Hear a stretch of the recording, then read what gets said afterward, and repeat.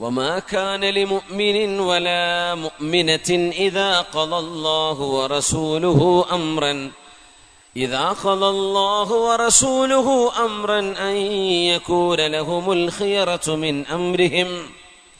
അള്ളാഹുവിന്റെ റസൂലും അള്ളാഹുവും ഒരു വിഷയം തീരുമാനിച്ചു കഴിഞ്ഞാൽ ഉമ്മ ഉപ്പ ആ വിഷയത്തിൽ നോ ടേണിംഗ് ബാക്ക്, ഒരിക്കലും പിന്തിരിയാൻ പാടില്ലെന്നും അള്ളാഹുവിന്റെയും അവന്റെ റസൂലിന്റെയും തീരുമാനം അംഗീകരിക്കണമെന്നും ഉമ്മ അള്ളാഹു നമ്മളോട് പറഞ്ഞിട്ടില്ലേ?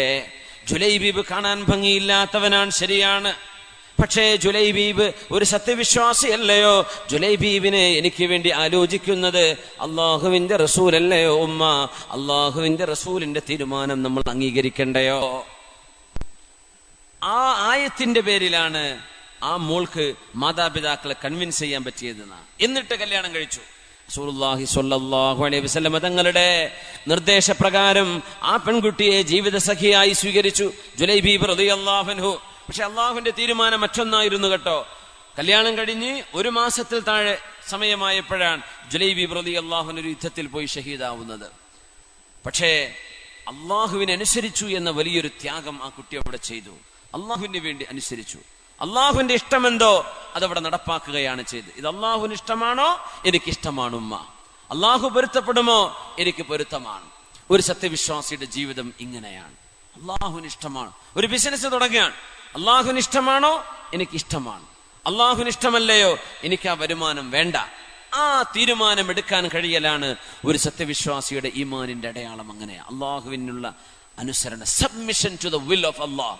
അള്ളാഹുവിന്റെ ആഗ്രഹം എന്തോ അത് തിരുനബിയുടെ വചനങ്ങളിലൂടെ വിശുദ്ധ ഖുർആനിലൂടെ നമുക്ക് എത്തിയത് എന്തൊക്കെയാണോ അതനുസരിച്ച് ജീവിതത്തെ പാകപ്പെടുത്തുക. ഇതാണ് റമളാനിലെ നോമ്പിലൂടെയുള്ള അനുസരണയിലൂടെ അള്ളാഹു നമ്മെ പഠിപ്പിക്കുന്നത്. അള്ളാഹു നമുക്ക് ആ തരത്തിലുള്ള ഒരു ഇബാദത്തിന്റെ തൗഫീഖ് റബ്ബ് നമുക്ക് നൽകി അനുഗ്രഹിക്കട്ടെ. ആമീൻ യാ റബ്ബൽ ആലമീൻ. സ്വഹാബത്തിന്റെയും താബിഈങ്ങളുടെയും ജീവിതത്തിലൂടെ കടന്നു പോകുമ്പോൾ നമുക്ക് ഒരുപാട് അനുഭവങ്ങൾ കാണാൻ കഴിയും. അള്ളാഹുവിന് ഇഷ്ടമോ? എങ്കിൽ അത് നടക്കട്ടെ. സ്വന്തം ഇഷ്ടത്തിനെതിരായിരിക്കാം, പക്ഷെ എനിക്ക് പ്രശ്നമല്ല, അള്ളാഹുവിന്റെ ഇഷ്ടമാണ് നടക്കേണ്ടത് എന്ന് ചിന്തിക്കുന്ന ഒരു സത്യവിശ്വാസി അള്ളാഹുവിനോട് അതാണ് ചോദിക്കുന്നത്. അല്ലാഹുമ്മ ഇന്നാ നസ്അലുക സബാത ഫിൽ അംരി വൽ അസീമത ഫിർ റുഷ്ദ്. അള്ളാഹുവേ, നിനക്ക് വേണ്ടി ത്യാഗം ചെയ്യാനും നിനക്ക് വേണ്ടി ജീവിക്കാനും നിനക്ക് വേണ്ടി മരിക്കാനും നിനക്ക് വേണ്ടി എല്ലാം സമർപ്പിക്കാനുമുള്ള ആ ഒരു സൗഭാഗ്യം നൽകണമേ തമ്പുരാനെ. അള്ളാഹുവേ, നീ ഞങ്ങൾക്കത് നൽകണമേ റബ്ബേ. റമളാനിന്റെ രാപ്പകലുകളിൽ എത്രയോ ആളുകൾക്ക് നരകമോചനം കൊടുക്കുന്ന ഈ സമയത്ത് അള്ളാഹുവേ, നരകമോചനത്തിന് സാധ്യമാകുന്ന ഒരു നല്ല ജീവിതം ഞങ്ങൾക്ക്, ഞങ്ങളുടെ മക്കൾക്ക്, ഭാര്യ സന്തതികൾക്ക് നൽകണേ റബ്ബേ. പ്രത്യേകിച്ച് നമ്മുടെ യുവതികൾക്ക്, ചെറുപ്പക്കാരികൾക്ക്, പെൺകുട്ടികൾക്ക് അള്ളാഹുവേ വഴിതെറ്റിപ്പോവാതെ ഞങ്ങളുടെ മക്കളെയൊക്കെ നീ കാക്കണേ പടച്ചവനെ. അങ്ങനെയാണ് നമ്മുടെ മക്കൾ നന്നാവുന്നത് അള്ളാഹു നൽകുന്ന വലിയൊരു സൗഭാഗ്യമാണ്. ഈമാനിന്റെ പ്രകടമായ ഒരു അടയാളം നമ്മുടെ മക്കളിൽ നന്മ കാണലാണെന്നാണ്. ഉമർ ഇബ്നു അബ്ദുൽ അസീസ് റളിയല്ലാഹു അൻഹു അന്ന് പെരുന്നാൾ ദിവസം എല്ലാ മക്കളും നല്ല വസ്ത്രമിട്ട് നടക്കുമ്പോ ബഹുമാനപ്പെട്ടവരുടെ രാജാവെന്ന് ഇസ്ലാമിൽ പറയില്ല, ഖലീഫയാണ്, ഭരണാധികാരിയാണ്, പ്രതിനിധിയാണ്. ഖലീഫത്തു റസൂലില്ല, അള്ളാഹുവിന്റെ റസൂലിന്റെ പ്രതിനിധി എന്നൊക്കെ പറയുന്ന പോലെ ദീനിന്റെ പ്രതിനിധിയാണ് മഹാനായ ഖലീഫ ഉമർ ഇബ്നു അബ്ദുൽ അസീസ് റളിയല്ലാഹു അൻഹുവിന്റെ പ്രിയപ്പെട്ട മോൻ കീറിയ വസ്ത്രം ധരിച്ച് മുമ്പിലൂടെ നടന്നു വന്നപ്പോഴാണ് ബഹുമാനപ്പെട്ടവരെ കണ്ണിൽ നിന്ന് കണ്ണുനീര് വാർത്തത്. അപ്പൊ കുട്ടി ചോദിക്കുകയാണ്, 10-11 വയസ്സുള്ള മോൻ, വാപ്പാ എന്തിനാ നിങ്ങൾ ഈ കരയുന്നത്? ഒന്നുമില്ല മോനെ, നിന്റെ കൂട്ടുകാരായ നാട്ടുകാരായ പിള്ളേരൊക്കെ നല്ല വസ്ത്രമിട്ട് നടക്കുമ്പോ ഈ തുന്നിപ്പിടിപ്പിച്ച വസ്ത്രമല്ലേ ഖലീഫയുടെ മോനായ എന്റെ മോനായ അബ്ദുള്ള നിങ്ങൾ ഉടുത്തിട്ടുള്ളത്? തുന്നിവെച്ച വസ്ത്രമല്ലേ? എനിക്കത് കാണുമ്പോൾ വിഷമം തോന്നുകയാണ് എന്ന് പറഞ്ഞു വാപ്പ. കാരണം ഗവൺമെന്റിന്റെ പൈസയിൽ നിന്ന് ഒന്നും അനർഹമല്ലാത്തത് ഒന്നും എടുക്കൂല എന്ന് പറഞ്ഞ മഹാനാണ്, അത് ജീവിതത്തിൽ കാണിച്ച മഹാനാണ് ഉമർ ഇബ്നു അബ്ദുൽ അസീസ് റളിയല്ലാഹു അൻഹു. എല്ലാ ഖലീഫമാരെ പോലെ തന്നെ. അപ്പൊ മോനൊരു വാക്ക് പറഞ്ഞു ഇങ്ങോട്ട് വാപ്പയോട്, ഉപ്പാ കരയേ, എന്റെ ഈ ഡ്രസ്സ് കണ്ടിട്ട് കരയേ. നല്ല പക്വമായൊരു വാക്ക് പറഞ്ഞു, ഉപ്പാ ഇന്നമാ യബ്കി മൻ അസാ റബ്ബാഹ് വഅഖ ഉമ്മഹു വഅബാഹ് വഅന ലസ്തു മിൻഹും യാ അബതാഹ്. മോൻ പറഞ്ഞ വാക്കാണത്. ഉപ്പാ എന്തിനാണ് സങ്കടപ്പെടേണ്ടത്? ഇന്നമാ യബ്കീ മൻ അസാ റബ്ബാ, തന്നെ സൃഷ്ടിച്ച സൃഷ്ടാവായ ഉടമസ്ഥനായ അല്ലാഹു അവനനുസരിക്കാത്തവരല്ലേ വാപ്പാ കരയേണ്ടത്, അള്ളാഹുവിനറിയാത്തവരല്ലേ കരയേണ്ടത്. വഅസാ ഉമ്മഹു വഅബാ, സ്വന്തം മാതാപിതാക്കളെ സങ്കടപ്പെടുത്തിയവനല്ലേ കരയേണ്ടത്, സ്വന്തം മാതാപിതാക്കളെ ധിക്കരിച്ചവരല്ലേ കരയേണ്ടത്, അള്ളാഹുവിനെ ധിക്കരിച്ചവരല്ലേ കരയേണ്ടത്. വഅന ലസ്തു മിൻഹും യാ അബതാ, ഉപ്പാ ഈ രണ്ട് പാതകവും നിങ്ങളുടെ മോൻ ചെയ്തിട്ടില്ല, അതുകൊണ്ട് എന്റെ വിഷയത്തിൽ എന്തിനാണ് ഉപ്പ സങ്കടപ്പെടുന്നത്? വാപ്പാക്ക് തിരുത്തി കൊടുക്കുകയാണ്, തിരുത്തുകയല്ല, വാപ്പയെ ഓർമ്മപ്പെടുത്തുകയാണത്. ये फैजान नजर था या मकतब की करामत थी, सिखाया किसने इस्माइल को आदाब फर्जंदी. ആരാണ് ഈ അനുസരണം നൽകുന്നത്? ഇത് അള്ളാഹു നൽകുന്ന സൗഭാഗ്യമല്ലയോ? നമ്മുടെ മക്കളിൽ ഈ നന്മ കാണുന്നത്, മക്കൾ അള്ളാഹുവിനെ ഇഷ്ടപ്പെടുന്നത്, നമ്മുടെ ജീവിതത്തിൽ അള്ളാഹുവിന് ഇഷ്ടമാകുന്നത്, നമ്മുടെ മക്കൾ അള്ളാഹ്ക്ക് എന്ത് ഇഷ്ടമാണോ അതുപോലെ ജീവിക്കുന്നത്, നമ്മളും നമ്മുടെ കുടുംബവും അച്ചടക്കത്തിൽ ജീവിക്കുന്നത് അള്ളാഹുവിന് ഇഷ്ടമാണ്, ഉള്ളത് കൊണ്ട് തൃപ്തിപ്പെട്ട് ജീവിക്കുന്നത്. നമ്മൾ പട്ടിണി കിടക്കുകയാണ്, ഇപ്പൊ പട്ടിണിയിലാണ്, ലിറ്ററലി നമ്മൾ ശരിക്കും ഫാസ്റ്റിങ്ങിലാണ് അല്ലേ. ഒന്നുമില്ല, ഇത് സഹിക്കാനുള്ള, എന്തും സഹിക്കാനുള്ള ഒരു കഴിവ് നമുക്ക് ലഭിക്കുന്നു. നമ്മുടെ ഭാര്യമാർ, നമ്മുടെ കുടുംബം ഉള്ളതനുസരിച്ച് ജീവിക്കുകയും പൊരുത്തപ്പെടുകയും ചെയ്യുമ്പോൾ നോമ്പിലൂടെ ലഭ്യമാവേണ്ട ഗുണം അങ്ങനെയാണ് ഖനാഅ. അള്ളാഹു എന്ത് നൽകുന്നുണ്ടോ അത് ഇഷ്ടപ്പെട്ട് ജീവിക്കുക, പരാതിയില്ല, ഒന്നും പരാതിയില്ല. വീട്ടുകാർ അള്ളാഹുവിന്റെ ഇഷ്ടത്തിൽ ജീവിക്കുന്നവർ, പരാതിയില്ല.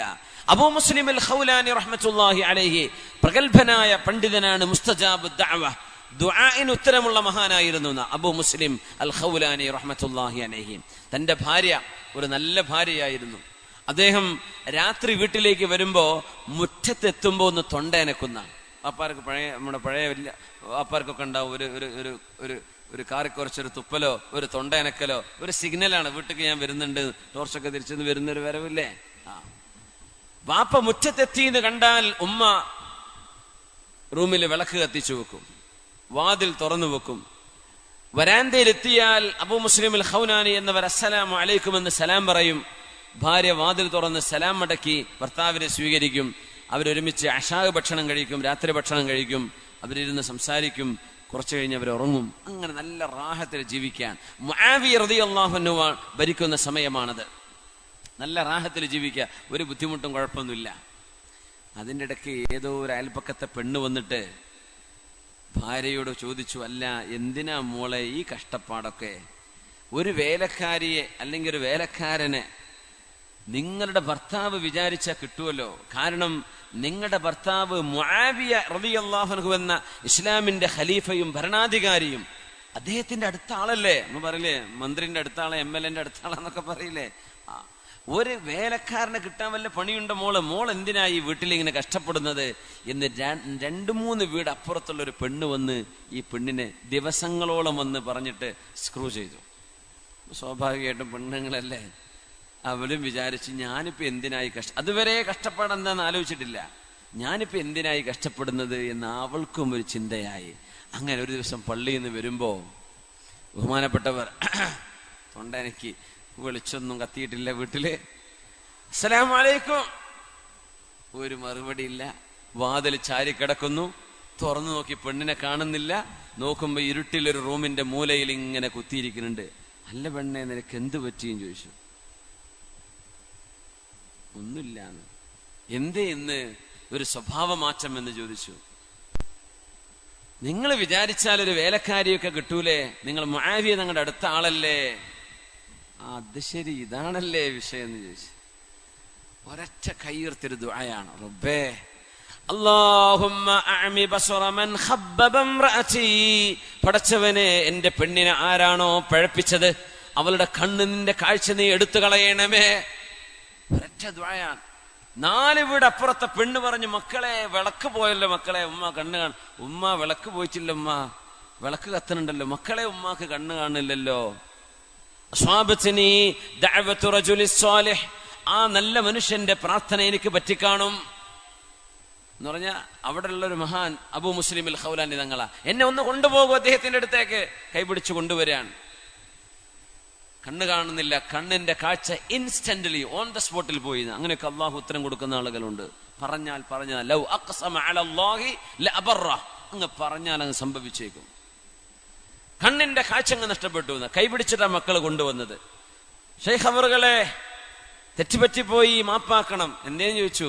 നിങ്ങളുടെ ഭാര്യയോട് ഞാൻ ഇങ്ങനെ പറഞ്ഞിരുന്നു, അതാണോ എനിക്കൊരു നിങ്ങളുടെ പ്രാർത്ഥന പറ്റിയോ എന്നൊരു പേടി, എന്റെ കണ്ണിന്റെ കാഴ്ച ഇപ്പൊ നഷ്ടപ്പെട്ടതാണ്.